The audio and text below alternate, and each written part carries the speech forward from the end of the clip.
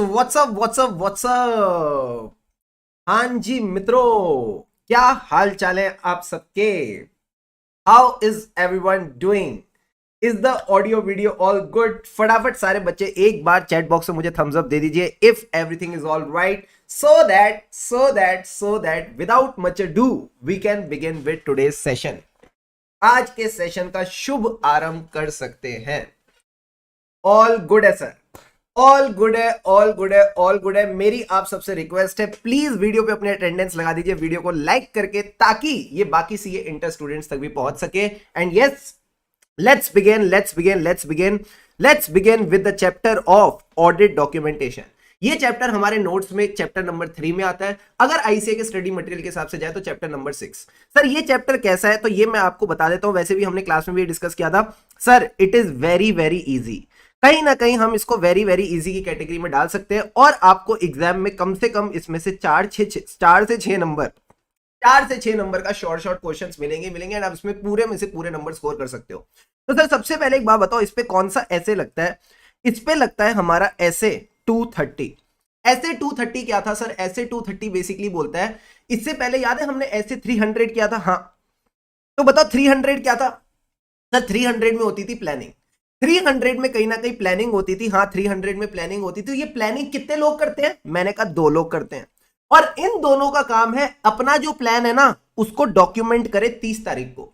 इन 2 लोगों का काम है, जो इनका प्लान है इसको डॉक्यूमेंट करे 30 तारीख को। तो याद रखना, ऐसे 230 किसकी बात करता है? ऑडिट डॉक्यूमेंटेशन की। अब सर डॉक्यूमेंट क्या करना है? मैंने कहा सिंपल सी बात है, जो आपकी ऑडिट की साइकिल है उसको आपने यहां पे रिकॉर्ड करके चलना है। ठीक है सर, ऑडिट की साइकिल क्या थी? हम ऑडिट प्रोसीजर्स परफॉर्म करते हैं तो क्या मिलता है? ऑडिट एविडेंस ऑब्टेन करते हैं। जो ऑडिट एविडेंस ऑब्टेन करते हैं उस पे क्या ड्रॉ करते हैं? कंक्लूजन। तो ये जो 3 स्टेप प्रोसेस है, audit procedure, audit evidence, audit conclusion, इसको बस आपने रिकॉर्ड करके चलना है। एंड इसी ऑडिट डॉक्यूमेंटेशन को हम वर्क पेपर भी बोलते हैं। इसी ऑडिट डॉक्यूमेंटेशन को हम वर्क पेपर भी बोलते हैं। ये डॉक्यूमेंटेशन करनी जरूरी है। और ईवाई वाले तो पता है क्या बोलते हैं? Work not documented is work not done. तो आपके पास एक सबूत होना चाहिए कि आपने अपना ऑडिट प्रॉपर्ली किया है। क्या ये बात समझ आती है? हाँ सर। अब आईसीआई आपसे पूछ सकता है इसके एग्जाम्पल बताओ। तो एग्जाम्पल में कुछ भी लिख दो। हमने जो पिछले ऐसे में डिस्कस किया था ऑडिट प्रोग्राम, आप उसको डॉक्यूमेंट कर सकते हो। क्या ये बात समझ आती है? हाँ सर। इसके अलावा सर जो आप अपने एनालिटिकल प्रोसीजर्स करते हो, एनालिसिस करते हो, उसको डॉक्यूमेंट कर लो। तो 2 AA वाली चीजें हो गई। क्या? Audit procedure, analysis. इसके अलावा याद है आप ऐसे 505 में कंफर्मेशन भेजते हो, एक्सटर्नल कंफर्मेशन। हाँ सर। तो जो आपके लेटर्स ऑफ कंफर्मेशन है उसको डॉक्यूमेंट कर लो। इसी के साथ सर हम क्या कर सकते हैं? ऑडिट प्रोग्राम का दूसरा नाम क्या होता है सर? चेकलिस्ट। आप चेकलिस्ट को भी डॉक्यूमेंटेशन में डाल सकते हो। एंड लास्ट में ये कहता है, अगर कोई कॉरेस्पॉन्डेंस है, कोई बातचीत वगैरह आपने करी है, including email for some significant matters, वो भी इसका पार्ट बन जाएंगे। तो AACCC करके आप इन बेसिक बातों को ध्यान रख सकते हो। सर क्या क्या आ गया इसमें? मैंने कहा इसमें आ गया ऑडिट प्रोग्राम, एनालिसिस, जो आप कंफर्मेशन लेते हो, जो आपका ऑडिट प्रोग्राम का दूसरा नाम है चेकलिस्ट, एंड लास्ट में आ जाते हैं correspondence including email on significant matters. अब ये सिग्निफिकेंट मैटर्स क्या है, थोड़ी सी देर में हम इसकी बात करेंगे। ठीक है सर। अब सर एक बात बताओ, ऑडिटर का ऑब्जेक्टिव क्या है? What is the objective? क्यों हम ये डॉक्यूमेंटेशन कर रहे हैं? भाई साहब, आपको डॉक्यूमेंटेशन करना जरूरी है क्योंकि आपके पास एक रिकॉर्ड होना चाहिए। आपके पास एक रिकॉर्ड होना चाहिए जिसके बेसिस पे आपने अपनी report the.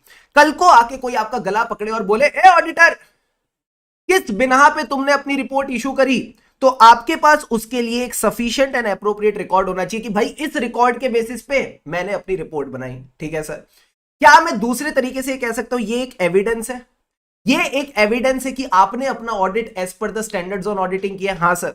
That means the audit was planned and performed as per the standards plus legal and regulatory requirement, यानी कंपनीज एक्ट की भी रिक्वायरमेंट से कंप्लाई किया है। तो 2 बेसिक सी बातें आपने समझनी है सर। क्या क्या? एक तो आपके पास सफिशिएंट एंड एप्रोप्रिएट रिकॉर्ड है कि आपकी जो रिपोर्ट है ना उसके लिए रिकॉर्ड मिल गया, आपकी रिपोर्ट के लिए रिकॉर्ड मिल गया। दूसरा कहता है कि आपके पास एविडेंस है, सबूत है कि आपने अपना audit as per standards on auditing किया है। अब ये जो एविडेंस वाली चीज है इसको एज इट इज यहां ले आओ। ये जो एविडेंस वाली चीज है इसको एज इट इज नीचे ले आओ। अब सर एविडेंस वाली लाइन एक तो रिपीट कर दी नेचर ऑफ ऑडिट डॉक्यूमेंटेशन में। ठीक है सर। दूसरा आप बोलोगे हमें एविडेंस मिल जाता है, तो एविडेंस पे हम क्या ड्रॉ करते हैं, कंक्लूजन। एंड जब कंक्लूजन ड्रॉ करते हैं तो हमारा ओवरऑल ऑब्जेक्टिव अचीव हो जाता है। ठीक है, ठीक है सर। तो है सिमिलर पॉइंट्स, है सिमिलर पॉइंट्स, मैंने बस आपको इसको करने का नजरिया बता दिया कि कैसे करना है। ठीक है, ये बात समझ आती है? हाँ sir.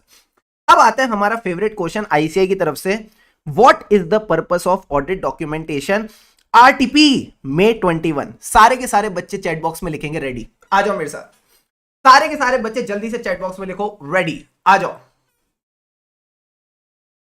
Come on come on come on,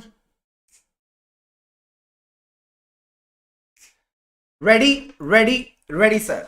अब सर एक बात बताओ, पर्पस ऑफ ऑडिट डॉक्यूमेंटेशन क्या है? मैंने कहा सिंपल सी बात है, हम ऑडिट डॉक्यूमेंटेशन को आगे के लिए रिटेन करेंगे। हम जो इस बार डॉक्यूमेंटेशन कर रहे हैं वो आगे के लिए रिटेन करेंगे। फॉर एग्जांपल कोई रेंट एग्रीमेंट है जो 5 साल तक वैलिड है, तो ठीक है, एक बार आपने ले लिया, उसको रिटेन करो कि अगले साल भी काम आ जाएगा। तो सबसे पहले एक पॉइंट क्या आपने ध्यान रखना है, retaining the record, retaining the record of matters having continuing significance of future audit. Future के लिए रिटेन करा। अब जब वो फ्यूचर आ जाए, अब जब वो फ्यूचर आ जाए तो सर ये किस में हेल्प करेगा? ये आपकी इंगेजमेंट टीम को, ये आपकी इंगेजमेंट टीम को हेल्प करेगा in planning and performing the audit. ठीक है सर। अब प्लानिंग एंड परफॉर्मिंग तो ठीक है, प्लानिंग एंड परफॉर्मिंग तो ठीक है, बट काम सारा आप करोगे या किसी और से करवाओगे? सर किसी और से करवाओगे। तो जब भी आप काम किसी और से करवाते हो तो वो 3 मैजिकल लेटर्स क्या है? वो 3 मैजिकल लेटर्स क्या है? फटाफट सारे बच्चे चैट बॉक्स में बता दो। DSR, DSR हमने पिछले रिवीजन सेशन में भी डिस्कस किया था। सर DSR का मतलब क्या है? Direct supervise and review. जैसे आपने डायरेक्ट सुपरवाइज एंड रिव्यू बोला, आपने 3 पॉइंट्स खोल दिए अपने लिए। सर कौन कौन से? Assist the engagement team to direct and supervise the work. ओ, यानी आप डॉक्यूमेंटेशन दिखा के सामने वाले को बता सकते हो ऐसे काम करना है तूने, और जब वो काम कर ले तो उसके काम को चेक भी आप डॉक्यूमेंटेशन से कर सकते हो। तो सर रिव्यू वाले 2 पॉइंट बताओ। मैंने कहा रिव्यू वाले ये 2 पॉइंट्स हैं जो आपके रिव्यू वाले हैं, ये हैं पॉइंट नंबर 5 और 6, जो कहीं ना कहीं रिव्यू की बात करते हैं। सर इसमें क्या आएंगे? इसमें आएंगे आपके quality control review as per SQC1, वही क्वालिटी कंट्रोल की बात करता है। प्लस अगर कोई एक्सटर्नल इंस्पेक्शन होती है, let's say by NFRA as per the laws and regulation, तो वो भी एकदम प्रॉपरली हो पाएगी।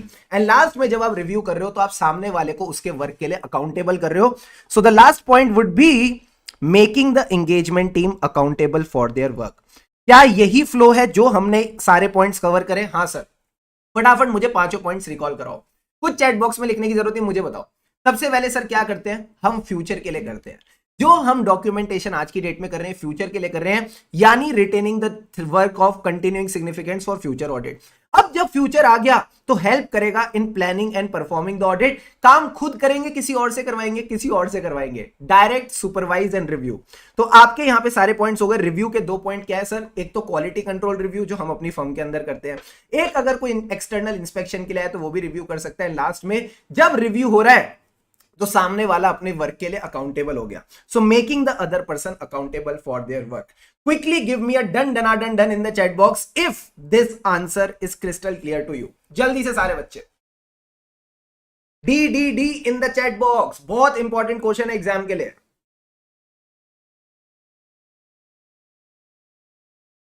क्लियर है? Come on. Yes sir. अब सारे के सारे बच्चे मेरे साथ आ जाओ। सर ये अगला पॉइंट क्या कहता है? ये अगला पॉइंट क्या कहता है? जब आप ऑडिट डॉक्यूमेंटेशन बना रहे हो, जब आप ऑडिट डॉक्यूमेंटेशन बना रहे हो तो उस डॉक्यूमेंटेशन को देख के कोई एक्सपीरियंस्ड ऑडिटर जिसका इस ऑडिट से कोई लेना देना नहीं है, जिसका इस ऑडिट से कोई लेना देना नहीं है, क्या समझ पाएगा? मैंने कहा वही तो समझ पाएगा जो आपने डॉक्यूमेंट किया है। ये कहता है अगर आपने डॉक्यूमेंटेशन बनाई और कोई बाहर वाला बंदा आके देखता है डॉक्यूमेंटेशन को, तो वो क्या समझेगा? सर वही तो समझेगा जो आपने डॉक्यूमेंट किया है। सर हमने क्या डॉक्यूमेंट किया है? Audit procedure, audit evidence, conclusion. यही 3 बातें लिखी हैं। Audit procedure, audit evidence, conclusion. But एक चीज एक्स्ट्रा लिखी है सर, क्या? Significant matters. कहीं ना कहीं उसको सिग्निफिकेंट मैटर्स भी पता चलेंगे। सिग्निफिकेंट मैटर्स क्या होते हैं बस 5 मिनट में आपको भी मैं रिवाइज कराता हूं। ठीक है? ठीक है सर। तो बड़ा इजी था कि क्या समझते हैं हम ऑडिट डॉक्यूमेंटेशन से। अब सर जब मैं nature, timing and extent of procedures document कर रहा हूं तो मुझे क्या क्या रिकॉर्ड करना है। ये कहता है जब भी आप प्रोसीजर्स को रिकॉर्ड कर रहे हो ये बताओ आप कौन सी चीज टेस्ट कर रहे हो। अगर आप परचेजेस टेस्ट कर रहे हो तो बताओ आपने एंटिटी की परचेजेस टेस्ट करी। अगर आप उसके एसेट्स चेक कर रहे हो तो एसेट्स बताओ चेक करें और उनकी कौन सी अजर्शंस चेक करी। तो ये कहता है सबसे पहले डॉक्यूमेंट करो कैरेक्टरिस्टिक्स ऑफ द आइटम्स और मैटर्स टेस्टेड। आपने एक्चुअल में क्या टेस्ट किया, आपने एक्चुअल में क्या टेस्ट किया। फिर आपने दो लोगों के नाम बताने, सर कौन, किसने टेस्ट किया, किसने रिव्यू किया, किसने टेस्ट किया, किसने रिव्यू किया और कब कब किया। आहा क्या उच्च विचार है सर, फिर से बोलो मेरे साथ, किसने टेस्ट किया, किसने रिव्यू किया और कब कब किया। सर इसका क्या मतलब है, who perform the work and date of work perform, who reviewed the work and date of review. ये बेसिक सी बातें भी आपने अपने ऑडिट प्रोसीजर्स के साथ लिख के चलनी है। क्या ये बात समझ आती है? हाँ सर, यही छोटे छोटी बातें हैं जो एग्जाम में आपको 3-3 नंबर दे सकती है, बस आपने फील के साथ इनको समझ के चलना है। क्लियर है पॉइंट? हाँ सर। अब आता है मेरा favourite question, RTP November 18 and one of the 5 star topics कहीं ना कहीं एग्जाम में देखने को मिल सकता है। सारे बच्चे चैट बॉक्स में लिखो ready, then let's begin with this question. बहुत प्यारा क्वेश्चन है, मजा आ जाएगा। मानसी कह रही है सर हाँ डायरेक्ट क्वेश्चन है क्वेश्चन बैंक में, क्या बात है, ऑल सेट, रेडी है सर। अब इधर आओ, जब शुभम सर ने आपको फैक्टर्स पढ़ाए थे क्लास में तो मैंने क्या बोला था सर, 3 चीजों को ध्यान में रख के फैक्टर्स बताए जाते हैं। Factors affecting the form, content and extent of documentation. इसमें से किसको इग्नोर करना है, जैसे वो तुमको करती है सर, इसमें से हमको इग्नोर करना है फॉर्म को, कहीं ना कहीं कंटेंट और एक्सटेंट पे डिपेंड करेगा। तो मुझे बताओ, सबसे पहले उठा लेते हैं एक्सटेंट, सबसे पहले उठा लेते हैं एक्सटेंट। कितना डॉक्यूमेंट करना है सर, ये किस पे डिपेंड करेगा, सबसे पहले तो एंटिटी, यानी आपकी एंटिटी क्या ये साइको एंटिटी है, यानी the first point is size and complexity of the entity, complexity of the entity, ठीक है सर। दूसरा आपकी डॉक्यूमेंटेशन किस पे डिपेंड करेगी sir, risk of material misstatement, जितनी ज्यादा रिस्क उतनी ज्यादा एक्सटेंट ऑफ डॉक्यूमेंटेशन। सो अगला पॉइंट हो गया identified risk of material misstatement. And तीसरा क्या है सर, तीसरा है आपका ऐसे 505 वाला, जब ऐसे 505 एक्सटर्नल कंफर्मेशन लेते वक्त आपको कोई गलती मिलती है, जब एक्सटर्नल कंफर्मेशन लेके फाइनेंशियल स्टेटमेंट में गलती मिलती है तो उसको क्या बोलते हैं, एक्सेप्शंस आइडेंटिफाइड। तो यही 3 पॉइंट्स बस आपने ध्यान रखने हैं। एक्सटेंट को किससे फर्क पड़ता है सर, 3 चीजों से फर्क पड़ता है, जल्दी से बता दो, एंटिटी से, रिस्क ऑफ मटेरियल मिसस्टेटमेंट से, और मिसस्टेटमेंट का दूसरा नाम क्या होता है, एक्सेप्शन आइडेंटिफाइड। ये आपके 3 पॉइंट तो हो गए, ठीक है सर। अब मुझे बता दो कंटेंट में क्या आता है, जो आपकी ऑडिट डॉक्यूमेंटेशन है उसका कंटेंट क्या होता है। तो सबने मुझे बताया था सर प्रोसीजर्स परफॉर्म्ड, उसके बाद क्या मिलता है, एविडेंस ऑब्टेन्ड, एंड लास्ट में आता है कंक्लूजन। मैं कहता हूं कंक्लूजन मिले या ना मिले, आपको कंक्लूजन मिले या ना मिले, आपने इसको डॉक्यूमेंट करके चलना है। तो सर 3 पॉइंट्स क्या हो गए, पहला पॉइंट हो गया ऑडिट प्रोसीजर्स परफॉर्म्ड, ठीक है सर। ये प्रोसीजर्स आपकी मेथोडोलॉजी और टूल्स के हिसाब से होने चाहिए, जैसे ईवाई की मेथोडोलॉजी का नाम क्या है, ईवाई गैम। तो साथ ही साथ इसके एक और पॉइंट ध्यान रख लेना, ऑडिट मेथोडोलॉजी, समझ गए सर। फिर आता है आपका एविडेंस, यानी क्या आपने एविडेंस ऑब्टेन किया उसकी बात करोगे। लास्ट में कहता है कंक्लूजन मिला या कंक्लूजन नहीं मिला, उसको आप डॉक्यूमेंट करके चलो, उसको आप डॉक्यूमेंट करके चलो। यही आपके 6 से 7 पॉइंट हो गए, बिना रट्टा लगाए, बिना रट्टा लगाए, बस आपने इसी फ्लो में इन पॉइंट्स को ध्यान रखना है। Quickly give me a thumbs up in the chat box, done dana done done if these points are crystal clear to you. मात्र 14 मिनट 26 सेकेंड, मात्र 14 मिनट 26 सेकेंड, एंड अब ये ऐसे अपनी आखिरी सांसें ले रहा है। 50% से ज्यादा ऐसे कंप्लीट हो चुका है।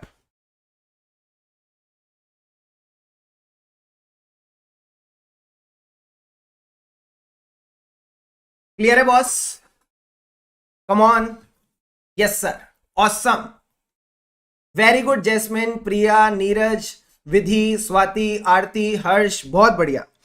अब सर आता है एक और इंपॉर्टेंट क्वेश्चन, आरटीपी नवंबर 20, आरटीपी नवंबर 22, एंड शायद जो अब आपके मई नवंबर 24 के एग्जाम्स आ रहे हैं उसमें भी ये सवाल आपको देखने को मिले। सर ये क्या कहता है, इतनी देर से मैं गाना गा रहा हूं significant matters, significant matter, significant matter. Sir ये सिग्निफिकेंट मैटर होते क्या है?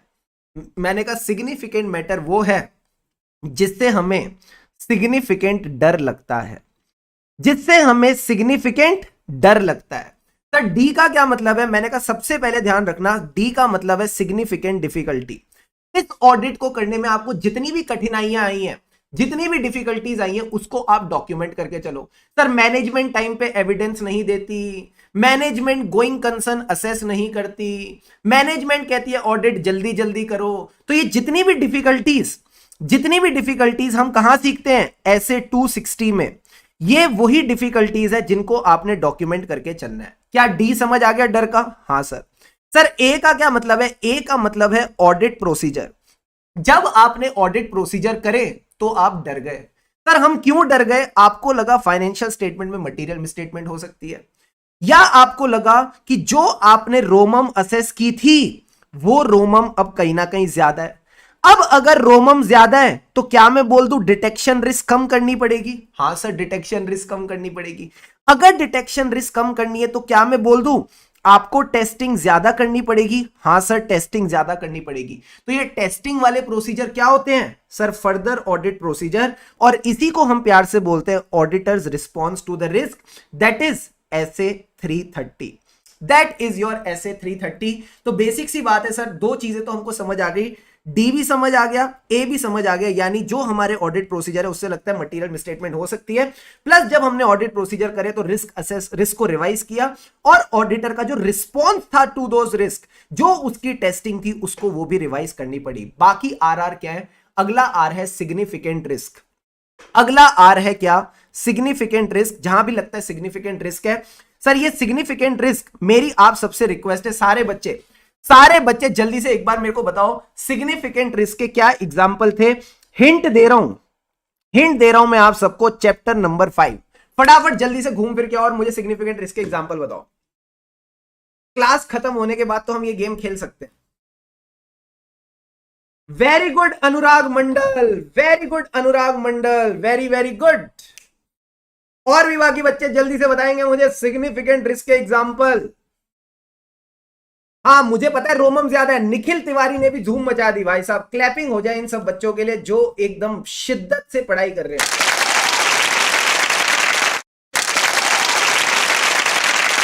सर कॉम्प्लेक्स फ्रॉड, कहीं ना कहीं जो कॉम्प्लेक्स फ्रॉड है वही सिग्निफिकेंट रिस्क होती है। सर कॉम्प्लेक्स फ्रॉड का क्या मतलब था? Complexity of transaction. फ्रॉड किसके साथ? Related party. ओ का क्या मतलब था? रिलेटेड पार्टी की ऐसी ट्रांजैक्शन जो नॉर्मल कोर्स ऑफ बिजनेस में नहीं है, outside normal course of business में है।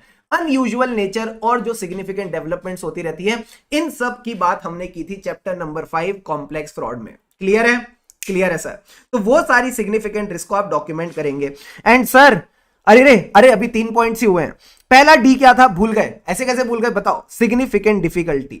दूसरा ए क्या था? ऑडिट प्रोसीजर, जिससे लगता है रिस्क ऑफ मटेरियल मिसस्टेटमेंट है, और फिर रिस्क रिवाइज करी, ऑडिट रिस्पॉन्स को रिवाइज किया। अगला था सिग्निफिकेंट रिस्क, जिसकी बात चैप्टर 5 में होती है। एंड लास्ट आर क्या है? Sir audit report. हम यहां पे आपकी रिपोर्ट की बात करेंगे। सर रिपोर्ट में क्या है? मैंने कहा रिपोर्ट में है डाकू जग्गा सिंह। सर डाकू का क्या मतलब है? मॉडिफिकेशन ऑफ ओपिनियन, यानी कहीं ना कहीं आप डिस्क्लेमर, एडवर्स या क्वालिफाइड ओपिनियन देंगे, या फिर आपकी रिपोर्ट में ईओएम पैरा आएगा एसए 706 वाला। ठीक है?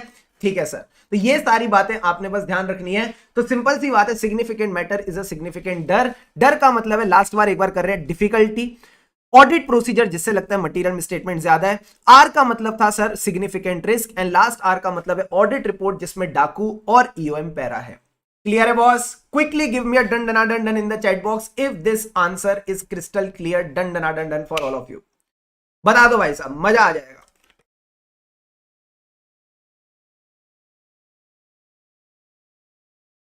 Very very good. अब आता है सर, अब आता है सब क्वेश्चन अंग्रेजी खेल वाला। अंग्रेजी खेल वाला क्वेश्चन आता है। देखो क्या कहता है। कहते हैं कई बार आपको अपनी प्रोफेशनल जजमेंट को भी डॉक्यूमेंट करना पड़ता है। सर 3 एग्जाम्पल बताओ जहां पे आप अपनी जजमेंट को डॉक्यूमेंट करते हो।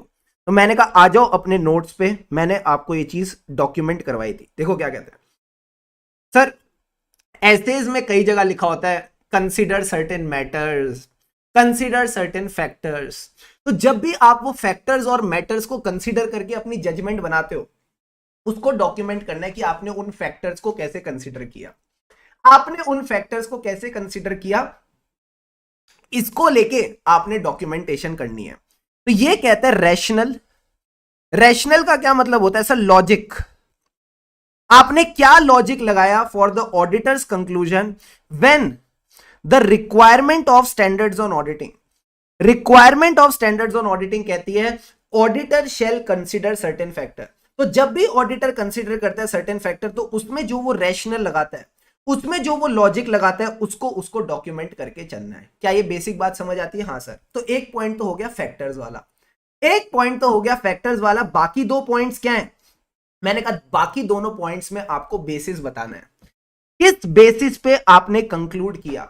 बोलो मेरे साथ, किस बेसिस पे आपने कंक्लूड किया? सर क्या कंक्लूड किया? 2 चीजों की बात करेंगे। पहली चीज, जहां पे भी मैनेजमेंट की सिग्निफिकेंट जजमेंट थी, जहां पे भी मैनेजमेंट की सिग्निफिकेंट जजमेंट थी, जैसे कोई अकाउंटिंग एस्टीमेट, क्या वो अकाउंटिंग एस्टीमेट रीजनेबल है कि नहीं? क्या वो अकाउंटिंग एस्टीमेट रीजनेबल है कि नहीं? तो आपने जिस बेसिस पे चेक करा ना reasonableness of the significant judgement, फिर से बता रहा हूं, जिस बेसिस पे आपने चेक करी reasonableness of the significant judgement, वो बेसिस आपने डॉक्यूमेंट करना है। फॉर एग्जांपल, अगर मैनेजमेंट ने कोई कोर्ट लिटिगेशन के लिए, अगर मैनेजमेंट ने कोई कोर्ट लिटिगेशन के लिए प्रोविजन बनाया, क्या ये एक अकाउंटिंग एस्टीमेट है? हाँ सर। तो मुझे बताओ किस बेसिस पे आपने अकाउंटिंग एस्टीमेट चेक किया? सर हमने कोर्ट का ऑर्डर चेक किया, हमने कोर्ट का ऑर्डर चेक किया, तो इसको डॉक्यूमेंट करना है, इसको आपने डॉक्यूमेंट करना है। तो क्या डॉक्यूमेंट करना है? बेसिस। आपको अपना बेसिस डॉक्यूमेंट करना है, किस बेसिस पे आपने reasonableness of the judgement check करी। क्या ये बेसिक बात समझ आती है? जितना समझ के चलोगे उतना आसानी रहेगी। ठीक है सर। सर ये तो जजमेंट की बात हो गई। अगला जो पॉइंट है ना, वो तो बहुत ही तड़कता भड़कता है, वो तो और भी मसालेदार है। ये कहता है आपको डॉक्यूमेंट की ऑथेंटिसिटी पे शक था, आपको लग रहा था मैनेजमेंट कोई नकली डॉक्यूमेंट दिखा रही है। सर ऐसा क्यों लग रहा था?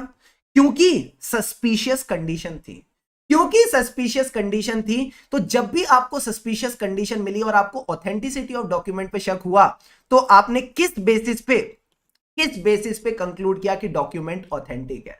किस बेसिस पे कंक्लूड किया कि डॉक्यूमेंट ऑथेंटिक है? सर ये ऑथेंटिसिटी कब चेक करी हमने? जब हमको सस्पिशन हो रहा था। तो मुझे बताओ कैसे चेक कर सकते हैं authenticity of document?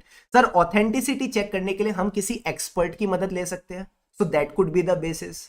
Authenticity check करने के लिए हम किसी थर्ड पार्टी की कंफर्मेशन ले सकते हैं, that could be the basis. तो उसी बेसिस को आपने डॉक्यूमेंट करके चलना है। तो लास्ट बार एक बार बता रहा हूं, ध्यान से समझ लेना सर। 3 ऐसे केसेस होते हैं जहां पे आपको अपनी जजमेंट को डॉक्यूमेंट करना होता है।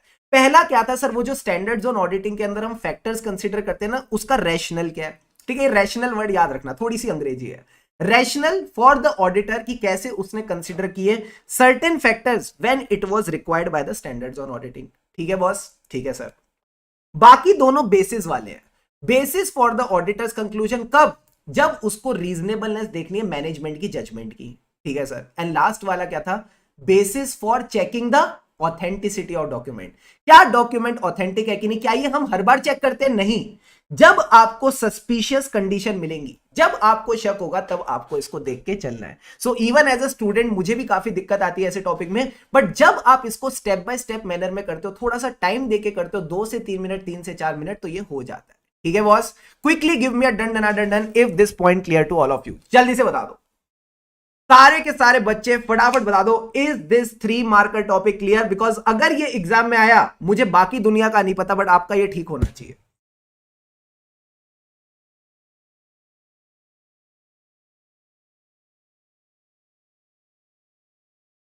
क्लियर है बॉस? Very good. सारे बच्चों के लिए ढेर सारी तालियां। बस खत्म होने वाला chapter, all it's about to get over. अब सर आ जाता है अगला टॉपिक। ये किसकी बात करता है? Completion memorandum. इसी के ऊपर आई थिंक May 19 में आईसीए ने क्वेश्चन पूछा, और आपकी जो आरटीपी थी May 24, उसमें भी इस पे सवाल था। सर कंप्लीशन मेमोरेंडम क्या है? तो नाम से पता चल रहा है, मेमोरेंडम का क्या मतलब होता है? समरी। मेमोरेंडम का क्या मतलब होता है? समरी। तो ये कहता है भाई साहब आपको अपनी एक समरी बनानी है। सर समरी किसकी? सिग्निफिकेंट डर की। जो आपको अभी मैंने सिग्निफिकेंट डर दिखाया था ना, सिग्निफिकेंट मैटर्स आइडेंटिफाइड, और आपने उसको ऑडिट में किस तरह से डील किया, उसकी एक समरी बनानी है। ठीक है सर। सर इससे क्या होगा? इससे क्या होगा? What is the purpose of it? ये बात मैंने आरटीपी वाली वीडियो में भी करी थी, वापस कर रहा हूं, ध्यान से समझना। सर दो चीजें होंगी, एक तो रिव्यूअर की हेल्प होगी, एक आपकी हेल्प होगी। एक तो रिव्यूअर की हेल्प होगी, एक आपकी हेल्प होगी। सर रिव्यूअर कर पाएगा इफेक्टिव और एफिशिएंट रिव्यू, और क्योंकि ये सिग्निफिकेंट मैटर्स का समरी है तो आप भी सिग्निफिकेंट मैटर्स को कर पाओगे। सर सिग्निफिकेंट मैटर से क्या होगा? मैंने कहा इधर देखो, सिग्निफिकेंट मैटर से क्या होगा? जल्दी से सारे बच्चे इधर देखो। मैंने कहा सिग्निफिकेंट मैटर से ये हो सकता है कोई इंडिविजुअल ऐसे का ऑब्जेक्टिव अचीव ना हो, कोई इंडिविजुअल ऐसे का ऑब्जेक्टिव अचीव ना हो जिसकी वजह से ऑडिटर का ओवरऑल ऑब्जेक्टिव रह जाए। तो जो हम ऐसे 200 में पढ़ते हैं ना, overall objective of independent auditor, वो ओवरऑल ऑब्जेक्टिव को अचीव करने के लिए हर इंडिविजुअल एसेस के ऑब्जेक्टिव अचीव होने चाहिए। तो ये कौन है जो आपके इंडिविजुअल एसेस के ऑब्जेक्टिव को अचीव करने से रोक सकता है? Sir significant matters. तो लास्ट में बस आपने ये लाइन को समझना है, also helps the auditor to consider whether any ऐसे ऑब्जेक्टिव कांट बी अचीव। अगर कोई एक ऐसे का ऑब्जेक्टिव रह जाएगा तो इस वजह से बेचारा ऑडिटर ओवरऑल ऑब्जेक्टिव भी अचीव नहीं कर पाएगा। क्लियर है पॉइंट? हाँ सर। लास्ट टाइम रिवाइज कर रहे हैं, फटाफट देखना। What is a completion memorandum summary? क्या क्या सिग्निफिकेंट मैटर थे, उनसे हमने कैसे डील किया। इसमें मेरा क्या फायदा? सर इसमें आपका ये फायदा है आप सिग्निफिकेंट मैटर्स को अच्छे से समझ पाते हो, और जो आपका रिव्यूअर है वो भी इफेक्टिवली एंड एफिशिएंटली रिव्यू कर पाता है, क्योंकि उसको पता है उसने सिर्फ सिग्निफिकेंट मैटर्स ही देखने हैं, उसने बाकी चीजें देखनी नहीं है। एंड लास्ट में ओवरऑल ऑब्जेक्टिव अचीव हो जाता है। लास्ट में ओवरऑल ऑब्जेक्टिव अचीव हो जाता है। जल्दी से बता दो, इज दिस पॉइंट क्लियर और नॉट? कम ऑन एवरीवन, जल्दी से बताइए, क्या ये बेसिक बात क्लियर है? हाँ सर। अब आ जाओ audit file. Sir audit file क्या है? ऑडिट फाइल में कुछ भी नहीं है, जो भी अभी तक आपने डॉक्यूमेंटेशन इकट्ठी करी, जो भी आपने अभी तक डॉक्यूमेंटेशन इकट्ठी करी, उसका आप एक फोल्डर बनाओगे। ठीक है, ये फोल्डर फिजिकल भी हो सकता है और इलेक्ट्रॉनिक भी हो सकता है। ये फोल्डर फिजिकल भी हो सकता है, इलेक्ट्रॉनिक भी हो सकता है। तो देखो क्या कहता है, audit file is nothing but a folder. जैसे हम हमेशा अपने फोल्डर्स बनाते हैं, इट कैन बी फिजिकल और इलेक्ट्रॉनिक, जिसमें आप अपनी ऑडिट डॉक्यूमेंटेशन के रिकॉर्ड को डालते हो। मुझे एक बात बताओ, क्या ऑडिट फाइल की जो असेंबली है, क्या ऑडिट फाइल की जो असेंबली है जिस दिन ऑडिट रिपोर्ट साइन होती है उसी दिन कंप्लीट होनी चाहिए, या हमारे पास कुछ मोहलत है? हमारे पास कुछ मोहलत है सर, मोहलत है। हमारे पास टाइम है 60 डेज का। 60 days from the date of audit report आप अपनी ऑडिट फाइल की असेंबली कर सकते हो। तो देखो क्या कहता है, assembly of audit file should be done in not more than 60 days. 60 दिन आपको मिलेंगे, 60 दिन आपको मिलेंगे from the date of audit report to complete it. But remember, इसमें आप कोई नए ऑडिट प्रोसीजर नहीं कर सकते, कोई नए कंक्लूजन नहीं कर सकते। It is completely administrative process, it is completely a administrative process. अब आईसीए एग्जांपल पूछ सकता है एडमिनिस्ट्रेटिव प्रोसेस के, आपके स्टडी मटेरियल में भी दे रखे हैं। तो मुझे बताओ क्या क्या एग्जांपल थे। सर हम इसमें ना सॉर्टिंग कर सकते हैं, किसी डॉक्यूमेंटेशन को आगे लगाया, किसी को पीछे लगाया, ये सॉर्टिंग हो सकती है। क्रॉस रेफरेंसिंग हो सकती है, जैसे याद है बचपन में इंडेक्स बनाते थे, हाँ इस पेज नंबर में ये दे रखा है, इस पेज नंबर में ये दे रखा है, क्रॉस रेफरेंसिंग कर सकते हैं। ठीक है सर। साइन कर सकते हैं कि मैंने ये काम किया, साइन ऑफ कर दिया। ठीक है, तो साइन ऑफ कर सकते हैं चेकलिस्ट वगैरह पे। प्लस अगर लगता है कोई बेकार चीज है, कोई सुपरसीडेड डॉक्यूमेंट है जिसका कोई मतलब नहीं है, उसको डिलीट कर दो। प्लस अगर आपने कोई एविडेंस ऑलरेडी इकट्ठा कर रखा है, टीम के साथ डिस्कस कर रखा है, आप उसको डॉक्यूमेंट कर सकते हो। तो सिंपल सी बात है, याद रखना, हमारी जो ऑडिट फाइल है हम उसको एसएसडी में डालेंगे, हम उसको एसएसडी में डालेंगे। सर एसएसडी का क्या मतलब है? सॉर्टिंग कर ली, आगे पीछे कर लिया। ठीक है, प्लस क्रॉस रेफरेंसिंग कर ली, इस पेज नंबर पे ये है, इस पेज नंबर पे ये है। ठीक है सर। और क्या कर सकते हैं? साइन ऑफ कर सकते हैं चेकलिस्ट वगैरह पे कि भाई मैंने काम कर दिया है। डी से डिलीट कर सकते हैं, कोई बेकार चीज है, सुपरसीडेड, सुपरसीडेड मतलब बेकार, काम की नहीं है, उसको डिलीट कर दो। एंड लास्ट में ये कहता है documentation of the evidence already obtained, नया एविडेंस नहीं लाना, कोई भी नया एविडेंस नहीं लाना, आप उसको डिलीट कर सकते हो। Is this point clear to all of you? Yes sir. अब सर लास्ट में एक बात ध्यान रखना सर, क्या after the assembly of audit file, मान लो आपका फोल्डर रेडी हो गया, क्या अब मेरे पास जो मामला रेडी हुआ है, जो मेरी ऑडिट फाइल रेडी हुई है, इसको इसमें से मैं चीजें डिलीट कर सकता हूं? नहीं सर। क्या इसमें मैं चेंजेस कर सकता हूं? नहीं सर। एक बार ऑडिट फाइल रेडी हो गई, आप इसको हाथ भी नहीं लगाओगे। कब तक? 7 साल तक। 7 साल तक आप इसको हाथ नहीं लगाओगे। It should be retained for a period of 7 years. Thala for a reason, Thala for a reason, आपने इसको 7 साल तक रिटेन करना है सर। कब से? From the date of audit report or the group audit report if later. ठीक है, तो ये आपने बात ध्यान रख के चलनी है। क्लियर और नॉट? Yes sir. अब लास्ट में आता है सर, ये ऑडिट डॉक्यूमेंटेशन किसकी है? ये ऑडिट डॉक्यूमेंटेशन किसकी है मुझे बता दो।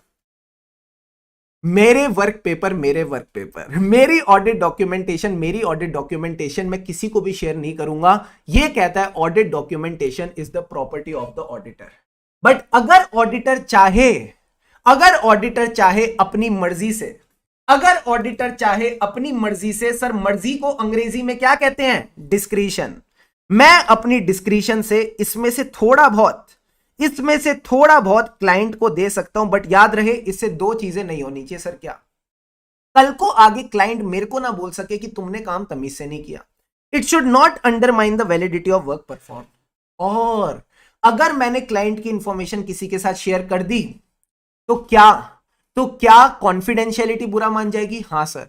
अगर कॉन्फिडेंशियलिटी बुरा मान गई तो इंडिपेंडेंस पे भी इंपैक्ट आएगा। तो याद रखना 2 चीजें नहीं होनी चाहिए। It should not undermine the validity of work perform. कल को आगे ये ना बोले कि यार काम ठीक से नहीं किया।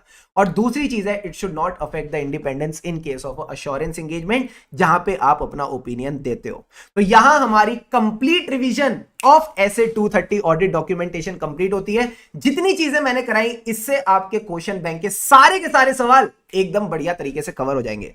सो ऑलवेज रिमेंबर सर, क्या success is not a one day